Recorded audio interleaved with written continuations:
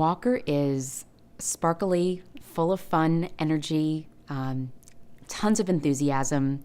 You know, he is a typical 5-year-old little boy, interested in all the little boy things, you know, toys and playing outside and kind of discovering things, very curious, very kind, very sweet. He's just so much fun to be around and full of so much play and imagination, more imagination than I think my husband and I can fit into our brains. So we checked into the hospital the evening prior. We were going to have Walker a couple weeks early, nothing out of the ordinary, just a precaution that the doctor wanted to take. I would say 4 or 5 o'clock the next day, we were ready to go and ready to start birth, I guess. I believe it was about 2 hours in when the doctors kind of gave a little timeout.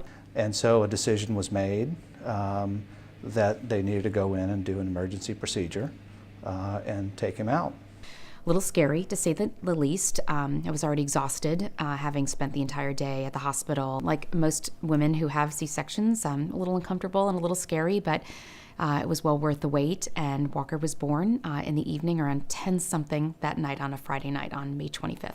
After I was, all done within the operating room, they wheeled me into the NICU, and I could hold him and spend a little time with him, and they assured me all would be fine, and I could go back to the room and rest a little bit.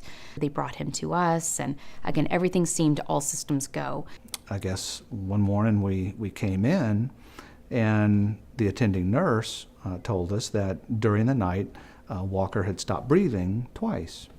And, in the coming days that he had spent in the hospital, they discovered that he had some irregularities with his pulse, and that just led to further peeling of the onion. It seemed that all signs were pointed towards Walker having what was called a coarctation of the aorta, which meant essentially that the aorta was collapsing on itself, resulting in large swings of pulses. So his upper extremities had one pulse, lower extremities had another pulse. The heart was having to work that much harder to pump blood through a narrowing of the aorta, and it seemed that it was getting more and more narrow as the days went by. Over those days, the doctors made the determination that it's not getting better, and that in all likelihood he would need surgery.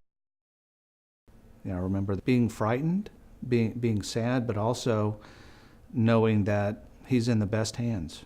The surgical team there is the best at what they do, and also knowing, as Dr. Fraser had explained to us, that in essence this was a plumbing problem, and if they could fix the plumbing problem, and he knew how to do it, then Walker would be fine thereafter. First he explained that everything went according to plan, no complications, that Walker was fine, obviously put our minds at ease, and then he drew by hand a diagram of what he found and what he did.